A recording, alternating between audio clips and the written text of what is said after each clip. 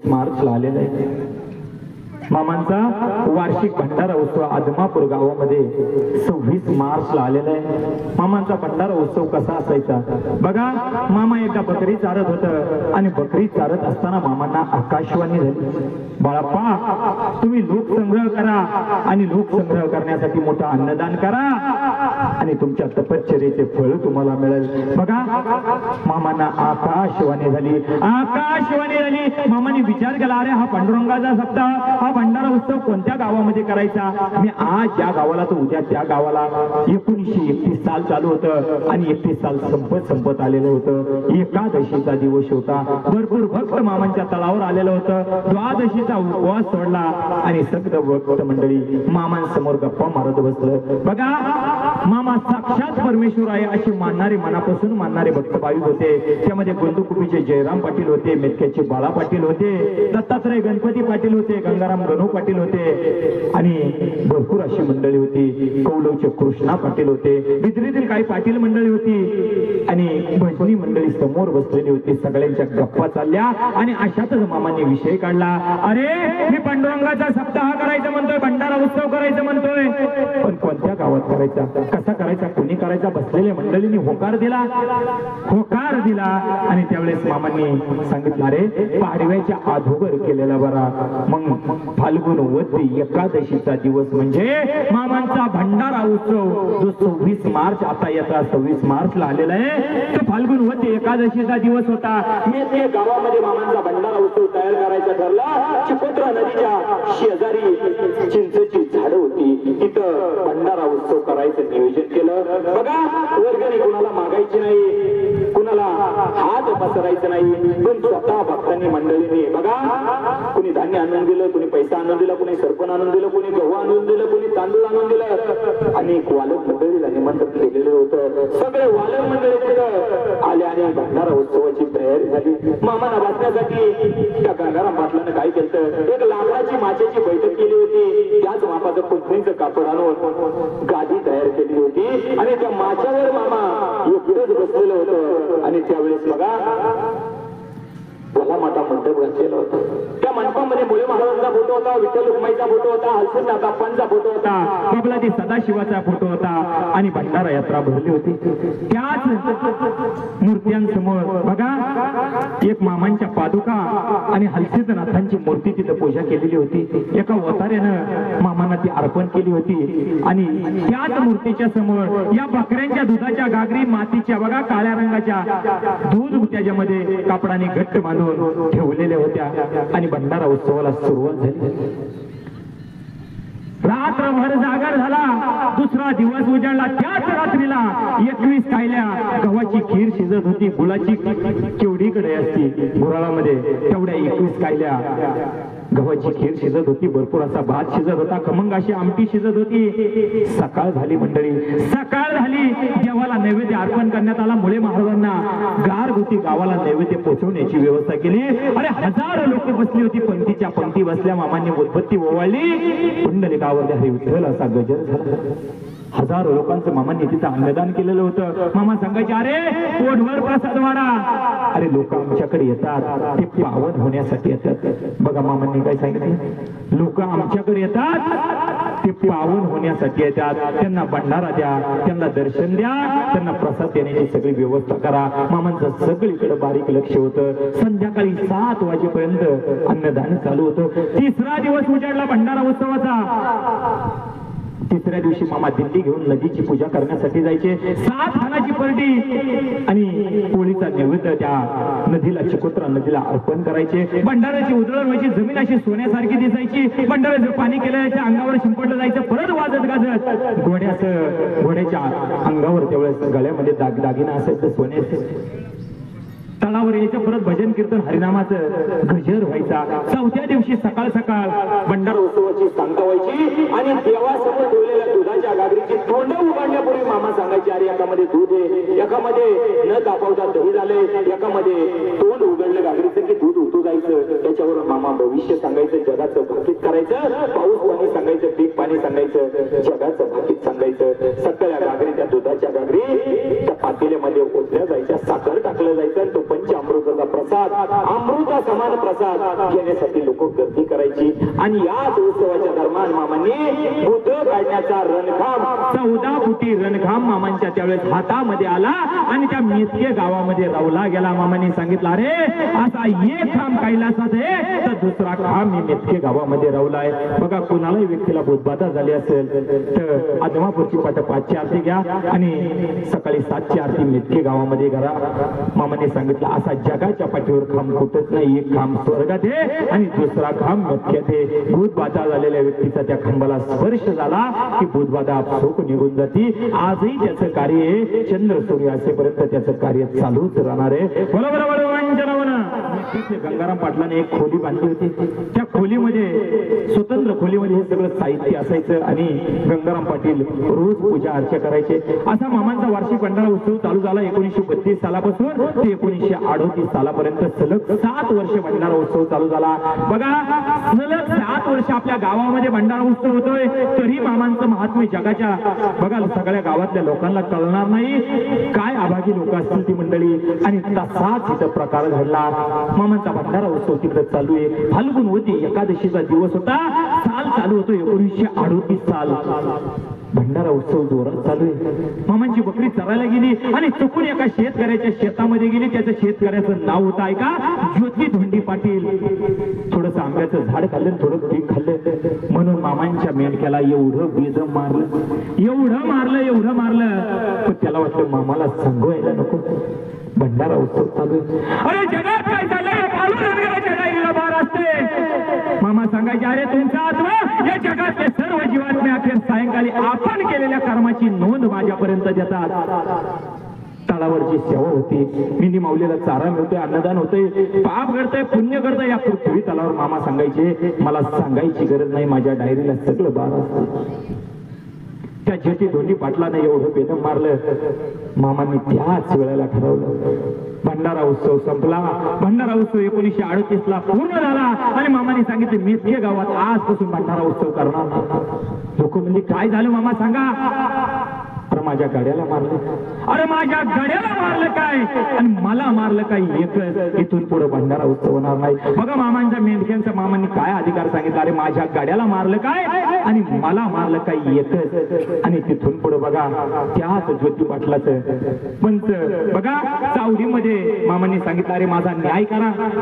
सगळे लोक तिथं पंच कमिटी सगळी गावची लोक थांबले आणि लोकांनी सांगितलं कोण माणूस फक्त सांगा मामा.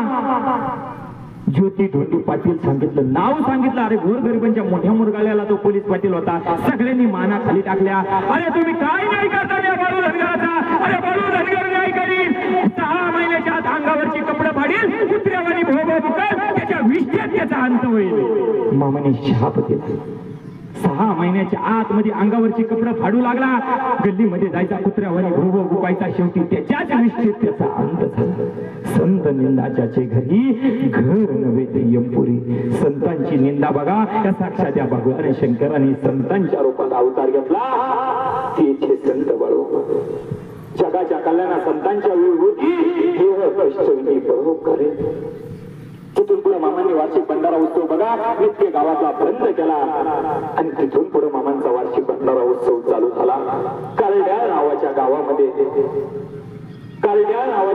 1939 ते 40 फाल्गुनवती एकादशीला भंडारा उत्सव चालू झाला. तिथून पुढे 1941 ते 42 या सालामध्ये नंदाळ गावच्या विठू पाटीलच्या गावचे मामांचे भक्त होते. त्या गावामध्ये मामांचा भंडारा उत्सव चालू झाला. बघा कॉलराची साथ पसरलेली होती. 1942 साल होतं. फाल्गुनवती एकादशीचा दिवस होता. जसा करोनाचा काळ होता तसं 5 माणसं एकत्र जेवायला बंदी होते. एकत्र जेवायचं नाही. 11 माणसात लग्न लागत होते आणि त्याच वेळेला बघा सरकारी अधिकाऱ्यांना सांगितलं होतं. त्यामुळं मामांनी फक्त 4 पायल्या हंड्यात खीर शिजवली होती. आता 4 पायल्या हंड्याची खीर म्हणल्यावर किती लोक जेवणार. पंचवल्या संपल्या पण हंड्यातली खीर संपली नाही. अरे जिथं मामांचा तळ तिथं म्हणजे अन्नपूर्णा देवी सुद्धा प्रकट होती. रीती सिद्धी उभ्या राहतात. मला काम सांगा. अरे देव देवता मामांच्या दर्शनासाठी आतुर होतात. मग मामांचा अधिकार काय. त्यावेळेस दत्तू पाटील आला, एक ट्रकभर पंतरवळ्या दिसला, ढीग दिसला आणि बोलायला लागला, मामा आणि हा जर ढीग जर सरकारी अधिकाऱ्यानं पाहिला तर आम्हाला बिनभाड्याच्या खोलीमध्ये जावं लागेल. मामाने सांगितलं, अरे कोण राहण्याचा तो? सरकारी अधिकारी बोलव. मामा ताडकन उठलं, 3 मोठी भंडाराच्या पंतरवळ्याच्या ढिगावर टाकल्या. वारं वावधन चालू झालं, वारा सुटला आणि सगळा वाऱ्याचा ढीग, त्या पंतरवळ्याचा ढीग 1 ते 2 किलोमीटर अंतरावर त्या डोंगराच्या पलीकडे जाऊन थांबला. काय अधिकार असेल मामांचा? पंचमहाभूतावर ज्याची सत्ता तो जगातला या कलियुगातला म्हणलं तर बळोमादेवी. लक्षात घ्या. तर तिथून पुढे 1944-43-44 औरणाळ गावामध्ये भंडारा उत्सव झाला आणि मामाने भंडारा यात्रा कायमची बंद करण्याचा निर्णय घेतला. इथून पुढे भंडारा उत्सव करायचाच नाही. आणि साल लागले 1945 साल. फाल्गुन वद्य दशमीची रात्र होती आणि त्याच वेळेला रुकडी गावचे बापूसाहेब शिंगारे आणि पुण्याप्पा शिंगारे, सगळे शिंगारे कुटुंब, सगळे शिंगारी, सगळी मंडळी वालन घेऊन, ढोल घेऊन, पावा घेऊन मामांच्या तळाकडे निघाले. मामांचा तळ होता त्यावेळेस कापशी भागात कोलेवाडी गावामध्ये आप्पासाहेब पाटील त्यांच्या शेतामध्ये तळ होता. आता मामाने भंडारा उत्सव बंद केला म्हणजे कसली तयारी केलेली नव्हती. मध्यरात्रीची वेळ होती. अर्धा किलोमीटर अंतर तळ दिसला आणि वाजायला सुरुवात केली. ढोल वालन चालू झाला. मामा गाढ झोपलेले होते, सेवेकरी मंडळ जमलेले होते, सगळं शांत होता तळ आणि 500 फुटाच्या अंतरावर वालन आला. मामांना जाग आली. त्यावेळेस लाईटची सुविधा नव्हती. कंदिलाची वात मामाने मोठी केली. समोर पाहिला, अरे वालन आलाय. आणि एका गड्याला सांगितलं, अरे जा म्हणजे जाग्यावर थांबायला थांब. पळत पळत गडगेला जाग्यावर थांबायला सांगितलं. दुसऱ्या गड्याला सांगितलं, अरे पाण्याची गागर घे, उदबत्ती घे, गुळ घे, चल. आणि स्वतः जगाचा मालक ब्रह्मांड नायक बाळूमा तिथपर्यंत गेलं. आणि त्यावेळेस बघा मामांनी सांगितलं, अरे बापू शिंगारे, अरे बाप्या, अरे जसं प्रसिद्ध देवाच्या यात्रेला महालिंगराय वालन घेऊन आला होता तसा आज तुझा महान महालिंगराय. महालिंगराय म्हणजे साक्षात भगवान शंकर. मामाने तिथं साक्षात मामा शिवस्वरूप आहे, स्वतः शिवशंकर आहे म्हणून मामाने तिथं साक्षात सांगितलं. सगळ्यांच्या पायावर शेवी करायला पाणी घालायला सांगितलं. उदबत्ती ओवाळली, गुळाचा नैवेद्य प्रसाद दिला. सगळे मध्यरात्रीच्या वेळेस मामांच्या तंबू समोर येऊन बसले. ऐका, मामांचा तंबू म्हणजे काय? ऐका, मामांच्या रथात, मामांच्या मूर्तीच्या मामा सांगायचे, अरे कैलासाला जाणारी वाट आणि माझ्या तळावरच्या तंबूची वाट एक. मामाने काही सांगितलं बघा, स्वर्गाला जाणारी वाट आणि माझ्या तळावरच्या तंबूची वाट एक. मग विचार करा, मामांचा तळ म्हणजे एक स्वर्ग आहे. स्वर्गावरी सुंदर माझ्या मामांचा दरबार. आणि खरोखर मामाने सांगितलं, अरे स्वर्ग म्हणजे हा मामांचा तळ आहे. त्यावेळेस बघा सगळे तंबूच्या समोर येऊन बसले. मामा बोलायला लागला बापू शिंगारेला. बापू शिंगारे म्हणजे कोण? ऐका, भिखू मामा शिंगारे. मामांबरोबर 11 वर्ष ज्यांनी बकरी राखली ते आज जिवंत आहे. त्यांचे वडील म्हणजे बापू शिंगारे. मामा बोलायला लागला, अरे बाप्या, अरे मी यात्रा बंद केली, तू एवढ्या लोकांना घेऊन का आला? मामा, अरे तुमच्या मनात येईल तेव्हा यात्रा बंद करशीला आणि भरवशीला, मी माझ्या नियमानं आलो. बघा उद्या फाल्गुन वद्य एकादशीचा दिवस होता. ही आजची रात्र होती फाल्गुन वद्य दशमीची. माझ्या नियमानं आलोय आणि मी नियम काही चुकवणार नाही. अरे बाप्या, बाळू गंधर्वाचा खुंटा लय जगा वेगळा आहे बघ. एकदा का बसला की तुमच्या पिढ्यान बसल. बसू देत मामा, मग भरवतो बघ यात्रा. मामा असं ताडकन उठलं आणि एक पृथ्वी आणि आकाश यांना दानानं सोडणारी किंकाळी मारली. अरे जगामध्ये प्रेरणा निर्माण झाली. कुणाला आमंत्रण नाही, कुणाला निमंत्रण नाही. त्याच रात्री मध्यरात्री भंडारा उत्सवाची तयारी सुरू झाली. सकाळ दिवस उगवायच्या आत कुणाला आमंत्रण नाही, निमंत्रण नाही. आचारी मंडळी आले, कुणी धान्य आणलं, कुणी पैसे आणले, कुणी सरपण आणलं. जोरदार मोठा भंडारा उत्सव भरला गेला. भंडारा उत्सवाची सांगता झाली आणि मामानी बापू शिंगारे यांना सगळ्या रुकडी मंडळीला नारळ आणि भंडारा दिला आणि सांगितलं, आजपासून वालन आणि हेडांचा मान तुझ्या रुकडीला बघ. तिथून पुढे 21 वर्ष भंडारा उत्सव मी त्या कापशी कोलेवाडी भागात झाला. 1966 साल फाल्गुन वद्य एकादशीचा दिवस. शेवट 21वा वर्ष तिथं होतं. नंतर मामांनी 4 सप्टेंबर 1966 ला समाधी घेतली. मामांचा भंडारा उत्सव जो आदमापूर गावामध्ये चालू झालाय, आज तागायत चालू आहे. मामांनी समाधी घेऊन 58 वर्ष पूर्ण झाली. भंडारा उत्सव घेण्याचं मुद्दाम कारण सांगतो. 26 मार्चला येत्या 26 मार्चला आदमापूर गावामध्ये पाय ठेवायला जागा नसणार. मामा सांगायचे, अरे हा भंडारा उत्सव कशासाठी?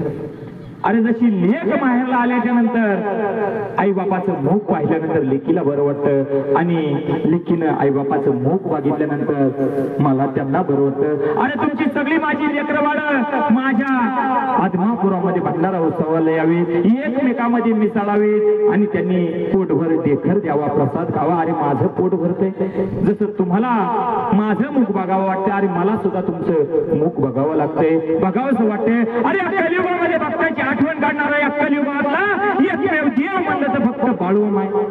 आणि खरोखर मामांनी एकदा तुम्हाला धरलं की जगाच्या पाठीवर कुठेही जावा. मामाने सांगितलं, पायाच्या टाचाखाली अरे मीच आहे असं समजा. असा जगाचा मालक बाळूमामा. असा भंडारा उत्सव चालू होता. भंडारा उत्सव एकदा चालू असताना पुण्याप्पा शेंगारे त्यांचा मुलगा 14 वर्षाचा होता, जन्मजात आंधळा होता, दिसत नव्हतं. आता पुण्याप्पा शेंगारे मामांचे भक्त होते म्हणून त्याचं नाव त्यांनी मुलाचं बाळूच ठेवलं होतं, पण जन्मजात आंधळा होता. मामांचा भंडारा उत्सव असला की धनगरी ओव्या म्हणायचा. बघा, आंधळा असो मामांची सेवा करायची. आपल्याला तर देवाने चांगला हातपाय दिले, डोळे दिले, आपण मामांची सेवा केलीच पाहिजे. तर त्यावेळेस बघा धनगरी ओव्या चालू होत्या, ढोल वादन चालू होतं. मामा असं बैठकीवर बसले होते. मामा दाढ करून आणि तो धनगरी ओव्या म्हणत होता. त्याचं पाठीमागं जाऊन कान धरलं. जसं कान धरलं बसलेल्या मंडळीने विचारलं, अरे बाळू तुझं कान कोणी धरलंय? त्यानं जाचपटत सांगितलं, अरे माझं कान बाळू मामाने धरलंय. बाळू मामा उठला आणि असं बैठकीवर जाऊन बसलं. बसलेले मंडळीने विचारलं, अरे बाळू मामा कोणत्या बाजूला बसले? त्याने असं हात केला आणि सांगितलं, मामा या बाजूला बसल्यात. मामा ताडकन उठलं, छेडू मारला, अरे आंधळा बाळू रंग दिसतो, ढोलशाला दिसत नाही वरे. समोरची बसलेली लोक बोलायला लागली, मामा आता ह्याला डोळं दिलं पाहिजे. होय रांडेच्या ह्याला डोळं दिलं पाहिजे. ह्याला जर डोळं दिलं तर समजा जग दुनिया माझ्या मागे लागेल. मग त्याला जवळ बोल. मामाने सांगितले, बघ तुला दृष्टी देतो पण तू माझी पाठ शिवायची. जन्मजात आंधळा आहे, 14 वर्ष वय आहे, पण मामाने सांगितलं पाठ शिवली नाही की दृष्टी काढून घेणार. मामाने चिमूटवर भंडारा टाकला, दृष्टी आली आणि मामा पळायला लागलं. अरे देव सापडेल का? मामा पायाला कधी स्पर्श करून देत नव्हता. आज आदमापूरला गेला तर 25 फुटावरून दर्शन आहे, त्यावेळेस 10 फुटावरून दर्शन घ्यावं लागत होतं. त्यावेळेस मामा पळत होता आणि त्यांच्या पाठीमागून तो पुण्याप्पा शेंगारेंचा मुलगा बाळू पळत होता. बघा, दृष्टी मामाने दिली होती, पण शेवटी पळून पळून पळून पळून दमला. मामाने परत भंडारा टाकला, दृष्टी काढून घेतली. बसलेली मंडळी बोलायला लागली, मामा दृष्टी का काढून घेतली? दृष्टी दिली पण काढून घेतली. अरे या रांडच्यानी पाठीमागच्या जन्मात 4 खून केलंय, 4 बाया विधवा केल्या, कर्म तसंय म्हणून याचं दृष्टी घेतली. ह्याला जर आता डोळं दिलं तर पहिला खून बापाचा करल, 3 खून होईल. पहिलं 4 आणि 3 4 आणि 3 7 खून होईल याच्यातून. जितेचे खोड मेल्याशिवाय जाता. मामाने सांगितलं, ह्याचा संसार प्रपंच माझी सेवा केल्यामुळे चांगला सुखाचा होणार. दृष्टी नसून बघा, आंधळा असून किराणा मालाचं दुकान व्यवस्थितपणे सांभाळलं, मुलं झाली, लग्न झालं, मुलं झाली आणि संसार प्रपंच थाटामाटात चालला. बघा, आंधळा असून मामांची सेवा म्हणजे धनगरी ओव्या तळावर म्हणल्या, काही सेवा करा. बकरी तुमच्या परिसरामध्ये आल्या, बकऱ्यांना उपाशी येऊ देऊ नका. मामाने सांगितलं, ज्याचं माझ्या मेंढी माऊलीचं पाऊल ज्याच्या शेताला लागेल, देव काहीतरी द्यायला येतोय. खाऊन बुडावणारा देवच नाही बा, विचार करा. मामांचा अधिकार नसता, मामांचा साक्षात्कार नसता, मामांचा दृष्टांत नसता, मामा कल्याण करत नसतं, मामा मेंढी माऊलीनं चारा खाल्ल्यानंतर काही देत नसतं, मामांचा अधिकार नसता. आज मंडळी कोल्हापूर जिल्हा ओलटून महाराष्ट्र, कर्नाटक, गोवा, गुजरात, आंध्र या 5 राज्यामध्ये बिन मालकी सोहळा कोणी फिरू दिला नसता. इथं कोणी मालक नाही, नोकर नाही, चाकर नाही. तुम्ही आम्ही यायचं, त्या मेंढी माऊलीची सेवा करायचं, चारा द्यायचा आणि मेवा खायचं. जो करील सेवा तो खाईल पोटभर मेवा. माझा मेवा माझा भंडारा संपूर्ण जगापर्यंत फिरणारे. मामांनी सांगितलं होतं, अरे जगात निशाण फिरणारे माझं कोण रांडचा आडवा येतोय? मामांचं वाक्य. निशाण म्हणजे मामांची बकरी जगात फिरणारे कोण आडवा येतोय? आज त्यावेळेस त्या सिद्धीचा शक्तीचा उपयोग स्वतःच्या हितासाठी कधीही करत नसतात, परोपकारासाठी जगाच्या कल्याणासाठी ते करत असतात. मामांना त्या अवघड विहिरीमध्ये उतरावं लागलं. पोटभर पाणी प्यायलं आणि तांब्या गच्च भरला आणि वर कसं बस आला. अरे समोर पाहतात तर काय, दोन जटाधारी साधू भगवी वस्त्रे परिधान केलेली, जटा वाढलेली, दाढी वाढलेली मामांसमोर आली आणि मामांना बोलायला लागली, बाळ आम्ही तहानेनो कासावीस झालेलो आहोत, आम्हाला पाणी कुठंच मिळालं नाही, तू आम्हाला पाणी देशील काय? अरे देव तुझं कल्याण करेल. अरे ज्यांचा अवतार होता परोपकारासाठी जगाच्या कल्याणासाठी, क्षणार्धात तो भरलेला तांब्या मामाने देवदूतांच्या हातात दिला. त्यातल्या एका साधूने ते पाणी घाटा घाटा घाटा पिऊन टाकलं. परत सांगितलं, बाळ पाणी आणून देशील काय? परत मामांना त्या अवघड विहिरीमध्ये उतरावं लागलं. परत मामा तो तांब्या गच्च पाण्याने भरला. कसा वसा देव वर आला. त्या देवदूतांच्या हातामध्ये दुसरा तांब्या दिला. त्या साधूने ते पाणी घाटा घाटा पिऊन टाकलं. परत सांगितलं, बाळ अजून पाणी आणून देशील काय? असं 2-4 वेळा झालं. मामांची जी सत्व परीक्षा होती, मामांची निष्ठा पाहून, सत्व परीक्षा पाहून दोन्ही साधू प्रसन्न झाले आणि त्यांनी आपला उजवा आशीर्वादाचा हात ज्या मामांच्या डोक्यावर ठेवला. मामांनी चरण दर्शन घेतलं. त्या मुखातून, त्या देवदूतांच्या मुखातून शब्द गेला, बाळ आजपासून तू जे जे बोलशील ते सत्य होईल, तुला वाचा सिद्धी प्राप्त होईल, तू जे जे कार्य करशील ते यशस्वी आणि पूर्ण होईल असा आम्ही तुला आशीर्वाद देत आहोत. आणि थोड्याच वेळात दोन्ही साधू अदृश्य झाले. कोण होते ते दोन साधू ते फक्त मामांना ठाऊक. याची वाच्यता मामाने कुठेही केली नाही. पण एकदा मामा आनंदी असताना, अरे देवाला आनंद कधी व्हायचा? ज्यावेळेस मामांची मेंढी माऊली पोटभर चरली की देवाला आनंद व्हायचा. मामांची मेंढी माऊली पोटभर चरली की देव जेवायचा. आज सुद्धा मंडळी मामांची बकरी जर उपाशी आली तर देव जेवत नाही. मामाने सांगितलं, वल्ली झाडं ज्या दिवशी उभ्याने भेटतील त्या दिवशी या जगात बाळू रंग नाही. मल्लापूर नावाच्या गावामध्ये मामांचा तळ होता. पावसाळ्याचे दिवस होते, पण 3 वर्ष त्या भागामध्ये पाऊस पडलेला नव्हता. मामांनी पाहिलं, अरे चारा पाण्याची सोय नाही. मामा बकरी घेऊन माघारी निघालं. अरे गावची लोक सगळी पळत पळत मामांकडे आली आणि मामांच्या चरणावर लोटलं घातलं. मामा तुम्ही जे बोलत ते सत्य होत आहे. आमच्या गावाला पाऊस पडतोय मामा, तेवढा पाऊस पडा. मामा बोलायला लागला, अरे मी काय देव आहे का देवऋषी आहे? मामा कधीच सांगत नव्हतं मी देव आहे. पण बघा फक्त जवळच्या भक्ताला मामाने कसं कसं दर्शन दिलंय. जेवढं सांगता येईल आज उद्या तेवढं सांगण्याचा प्रयत्न करणार. का तर मामांचं चरित्र आहे असं. त्यावेळेला 3 वर्ष झालं पाऊस पडला नव्हता आणि मामांना भक्त सगळे बोलायला लागले, मामा तुम्ही बोला, आमच्या गावाला पाऊस पडतोय. अरे मी काय देव आहे का देवऋषी? सांगा तुमच्या देवाला. गावात एक मोठा देसाई सरकार होता. त्या देसाईच्या शेतावर गेली. तो तिथं पाटील होता. त्या देसाईच्या शेतावर सांगितलं सगळ्या भक्तांनी. तिथल्या गावकऱ्यांनी सांगितलं, हो अक्कोलचा बाळू आलाय, त्याच्या मुखातून जे शब्द निघतोय तो खरा होता. आपल्या गावाला पाऊस पडतोय. बोलवा म्हणले. आता मामांना जिथं पाण्याची सोय होईल, जिथं चाऱ्याची सोय होईल, तिथं माझा देव या मुख्या मेंढी माऊलीला, मुख्या साधू संतांना घेऊन जात होता. बकरी घेऊन निघाला आणि निघाल्याच्या नंतर तो पाटील सावकार शेतकरी म्हणायला लागला, मामा आमच्या गावाला पाऊस पडा. मामा तिथेही सांगायला लागले, अरे मी काय देव आहे काय देवऋषी आहे? मामा तुम्ही सांगता देव आहे, आमच्या गावाला पाऊस पडलाच पाहिजे, नाही तर आम्ही तुम्हाला बांधून ठेवू. मामाने वर आकाशाला पाहिलं आणि बोलायला लागला, अरे राजा, अरे या कलियुगातली सगळी लोक मला बांधून बघायला बसल्यात. काय तो मोक्ष लावून घे, काय सोक्ष मोक्ष लाव. इकडे गडगड सगळीकडे गडगड गडगड झाली. अरे ढग जमा झाले. 3 तासामध्ये मल्लापूर नदी वाहायला लागली तुडुंब भरून. एवढा पाऊस झाला. मामांनी सांगितलं, अरे बळजबरीनं माझ्याकडून पाऊस पाडून घेतलाय. मी असेपर्यंत तुमच्या गावाला पाऊल ठेवणार नाही. मामाने समाधी घेईपर्यंत त्या गावाला कधी पाऊल ठेवलं नाही. समाधी घेतल्यानंतर ती बकरी त्या गावाला गेली. त्यानंतर बघा मामांची बकरी त्या विजापूर भागामधून येत होती. कृष्णा नदी आली. कृष्णा नदी तर तुडुंब भरून वाहत होती. ब्रिटिश सरकारचा पूल होता. पुलावरून पाणी कितीतरी पटीनं अनंत प्रकारे वेगानं वाहत होतं आणि मामांना पलीकडे जायचं होतं. भक्त मंडळी बोलायला लागले, मामा काही करा पलीकडे जा. अरे येईल तशी जगावं लागते रे, येईल तसं राहावं लागते. मामा सांगतात, मामा पुढे गेलं, खिशामध्ये हात घातला, पाठव्यातला भंडारा टाकला पाण्यामध्ये आणि देव बोलायला लागला, जगाचा मालक बोलायला लागला, ए गंगाबाई, अगं माझी लेकरं बाळ सगळी उपाशी, मला पलीकडे जायचे वाट करू दे. आणि फोकस पडल्यावर फोकस पडला. इकडचं पाणी इकडे थांबलं, इकडचं पाणी इकडे थांबलं. ब्रिटिश सरकारचा पूल उघडा पडला. पाणी असं समोर इकडे दिसतंय, दोन्ही साईडला गेली, घोडी गेली, सगळे भक्त मंडळी गेले.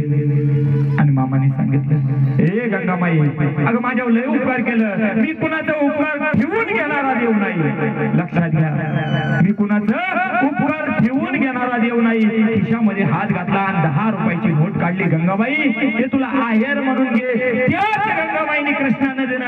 एकादशीचा दिवस होता आणि मामा पंढरपूरला गेले. 18 लोक होते एकूण आणि पंढरपूरला गेले. पंढरपूरला गेले आणि चंद्रभागेमध्ये आंघोळ केली, स्नान झालं. पंढरीच्या पांडुरंगाचा अभिषेक मामा घालायचे. अश्विनवती एकादशीला आजही तो अभिषेक चालू आहे. ट्रस्ट, आदमापूरचे ट्रस्ट लोक जाणार, भक्त भाविक जातात आणि तिथं अभिषेक घातला जातो. तर मामाने यथा सांग अशी पांडुरंगाची पूजा केली. पांडुरंगाला महाअभिषेक घालायचे. मामा सांगायचे, अरे पांडुरंगाला साखर सोडू नका. साखर खायला जरी गोड असली तरी ती जखमेवर टाकल्यानंतर आग मारती. मामा सांगायचे, अरे पंचामृतानं पांडुरंगाला स्नान घाला. आणि पंढरीच्या पांडुरंगाला अभिषेक घातला. अभिषेक घातला. सगळे 18 लोक मंदिराच्या पाठीमागच्या दारामध्ये येऊन उभे राहिले. दाराच्या पुढे जाऊन उभं राहिलं. एवढ्यात बघा, मंदिरातून, पाठीमागच्या मंदिरातून एक 60-65 वयाचा एक म्हातारा माणूस, सोळं नेसलेला, प्रसन्न चेहऱ्याचा, आनंदी असा चालत चालत आला ना मामांच्या चरणावर मस्तक ठेवलं आणि निघाला. आता ओळख नाही, पाळख नाही. एका सेवेकऱ्याने विचारलं, अहो तुमचं नाव काय? त्यानं सांगितलं, रामभाऊ उत्पाद. एवढ्या क्षणात कुठं दिसनासा झाला, कुठं गेला काय माहित नाही. आणि मामांचा मुक्काम त्या दिवशी बडव्यांच्या घरी होता, पुजाऱ्यांच्या घरी होता. मामांनी सांगितलं, अरे दुपारी कोण आला होता, बोलवा त्याला. आणि त्या वेळेला बघा त्याला बोलवलं आणि मामांनी विचारलं, अरे ओळख नसताना माझ्या चरणावर मस्तक का ठेवलं? त्यानं सांगितलं, मी पंढरीच्या पांडुरंगाचा भक्त आहे. पांडुरंगाशिवाय मी कुणाच्या पायावर मस्तक ठेवत नाही. तुम्ही काय बोलताय मला काय कळना. त्यावेळेस बघा मामांजवळ जे 17 लोक होते, मामांचे जे 17 भक्त होते, मामांचा अधिकार त्यांना माहित होतं. मामा साक्षात परमेश्वर आहे, साक्षात भगवान शंकर आहे, साक्षात काशी विश्वेश्वराचा अवतार आहे. त्यावेळेस त्यांनी पटापटा मामांचं चरणाचं दर्शन घेतलं. मामांच्या चरणाचा सुगंध चंदनासारखा यायला लागला. अरे चंदन कुणाच्या कपाळाला असतं? साक्षात पंढरीच्या पांडुरंगाच्या. बघा तो रामभाऊ उत्पाद फक्त पांडुरंगाचं भक्त होता. पांडुरंगाच्या चरणावर मस्तक ठेवायचा. या 17 लोकांनी दर्शन घेतलं. काय त्याच्या डोक्यामध्ये प्रकाश पडला. त्यानं लगेच मामांचं दर्शन घेतलं आणि मामांच्या चरणाचा सुगंध चंदनासारखा येऊ लागला. अरे साक्षात पंढरीचा पांडुरंग मामांचं दर्शन घेत असेल तर मामांचं योग्यता काय असेल? अरे देव देवता मामांच्या दर्शनासाठी आतुर होत असेल. तुम्ही आम्ही माणसे आपण का भगवंताच्या सेवेसाठी आतुर का होत नाही? खरोखर सेवेचा लाभ आलाय. खरोखर तुमच्या पुण्यनगरीमध्ये एक राजा होता. तो पुण्य विकत घ्यायचा. रती महारथी जायचे, पुण्य विकायचे. त्या बदल्यात तो राजा सोनं द्यायचा, पैसे द्यायचा आणि ती लोक आपला प्रपंच चालवत होते. गावोगावी शहरामधून बातमी पसरली, खेडोपाडी बातमी पसरली आणि बातमी कानावर कुणाच्या आली. रोज दुसऱ्याच्या शेतावर काम करणारी, मोलमजुरी करणारी महिला तिच्या कानावर बातमी पसरली. अरे पुण्यामध्ये, पुण्यनगरीमध्ये एक राजा आहे, पुण्य विकतोय. तिच्याही मनामध्ये आला, लोकांची मोलमजुरी करतोय, मुला बाळाला कपडे लत्ता नाही, नीट पोटभर खायला मिळाला, गोडधोड खायला मिळाला. नवऱ्याला सांगायला लागले, अहो तुम्ही पुण्य विकायला जा, काहीतरी पैसे मिळतात, 2-4 पैसे मिळेल, काहीतरी मुला बाळाला कपडे लत्ता घेऊ, बाजार हाट करू, गोडधोड खाऊ. त्यानं सांगितलं, अगं आपण कधी कोणत्या सप्त्यामध्ये पंक्तीला हातभार लावला नाही, कधी पंढरीची वारी केली नाही, कधी कोणत्या अन्नदानामध्ये कधी खारीचा वाटा घातला नाही, कधी 5 माणसाच्या हातावर कधी पाणी ओतून कधी धर्म केला नाही. कसं काय पुण्य? रोज येणार, रोज घरानं सांगणार, अहो पुण्यनगरीला जा, पुण्यनगरीला जा. एक दिवस वैतागला आणि म्हणला, अरे मी सकाळी जातो पुण्यनगरीला. आता चालत चालत जायचं होतं पुण्यनगरीला. त्याच्या बायकोने सांगितलं, वाटेमध्ये रस्त्यामध्ये काहीतरी भाकरीची शिदोरी असावी. पिठाच्या डब्यामध्ये हात घातला, काय दुर्दैव, भाकरीचं पीठ संपलेलं नव्हतं. शेजारी गेली, 4-5 आया बाया तिथं बसलेल्या होत्या. सांगितलं 2 भाकरीचं पीठ द्या, माझा नवरा माझा पुण्यनगरीला पुण्य विकायला जाणार आहे. सगळ्या महिला मंडळी तिची टिंगल उडावी लागली. अगं कधी काही धर्म केला नाही, पाणी ओतून कधी धर्म केला नाही, कधी 2 वारकऱ्याला जेवायला घातलं नाही, कधी सप्त्यामध्ये, कधी अन्नदानामध्ये कधी भाग घेतला नाही. काय आलंय पुण्य? कसं नुसतं लाजकाज 2 भाकरीचं पीठ घेतलं, घरामध्ये आली 2 भाकरीचं पीठ, 2 भाकरीत आपल्या एक भाकरी घरामध्ये ठेवली, एक भाकरी बांधून दिली, निघाला पुण्यनगरीची वाट चालू लागला. दुपार झाली, 2-2:30 वाजले असतील. वाटेनं जाताना विचारायचं पुण्यनगरी आली काय, पुण्यनगरी आली काय. लोक सांगायची लांब आहे अजून, लांब आहे अजून. एकानं सांगितलं अहो पुण्यनगरी जवळ आली. रस्त्यामध्ये पाण्याचा पाट वाहत होता, त्यानं हातपाय धुतलं आणि भाकरीचं ते गाठोडं उघडलं. भाकरीचं गाठोडं जसं उघडलं तसा एक भाकरीचा घास तोंडामध्ये घालणार एवढ्यात एक कुत्री वेलेली होती, 4-5 पिल्लं होती, समोर आली. त्या कुत्रीला पुरेसं अन्न मिळालं नव्हतं म्हणून पुरेसं दूध उत्पन्न होत नव्हतं, त्यामुळे पिल्लं उपाशी होती आणि ती कुत्री सुद्धा उपाशी होती. त्याच्या मनामध्ये विचार आला, अरे आखी भाकरी परमात्मा समजून भाकरी त्या कुत्रीला टाकली तर परमात्मा तृप्त होतोय, पण आपला आत्मा तृप्त होत नाही. काय केलं, एका भाकरीचं 2 तुकडं केलं. अर्धी भाकरी त्या कुत्रीला परमात्मा समजून टाकली आणि अर्धी भाकरी आत्मा म्हणून स्वतःच्या जीवाला खाल्ली. त्यानं हातपाय धुतलं, परत पाणी प्याला आणि पुण्यनगरीची वाट चालू लागला. कुत्रीने ती अर्धी भाकर खाल्ली, तिला पुरेसं अन्न पोटामध्ये गेल्यानंतर थोड्या वेळानं दूध फुटलं आणि ती सगळी पिल्लं दूध पिऊन निवांत झाली. पुण्यनगरीची वाट चालू लागला. संध्याकाळी 6 वाजलेले होते, मळकी कपडे अंगावर होते आणि राजाच्या दारामध्ये गेला. शिपाईने अडवलं, अरे कशासाठी आलाय? पुण्य विकायला आलोय. अरे इथे रती महाराजी पुण्य विकायला काय येतात आणि तू काय आलाय? अरे राजा आम्हालाच बोलल, तू बाहेर हो. बघा त्या राजा पुण्यनगरीचा पुण्य विकत घ्यायचा होता, त्यांना अंतर मनानं ओळखलं. अरे खरोखर पुण्यवान दिसतोय. बोलावलं, तराजू होतं, तराजू मध्ये त्याला बसवलं. पैसा अडका, सोनं नारं हिरं माणिक मोठी टाकायला सुरुवात केलं. अरे किती जरी टाकलं तरी पारड खाली जात नव्हतं. अरे असला कसला पुण्यवान आहे? शेवटी सगळी इस्टेट त्याच्यामध्ये टाकलं तरी पारड खाली गेलं नाही. काय केलं, जाता जाता उपाशी परमात्मा समजून अर्ध्या भाकरीचा धर्म केलता. खरोखर त्यावेळेसपासून पुण्य विकायचं त्या राजाने बंद केलं आणि पुण्यनगरीचं नाव पुण्य असं पडलं. मामांनी मामांच्या मुखामधून सांगितलेली भाविक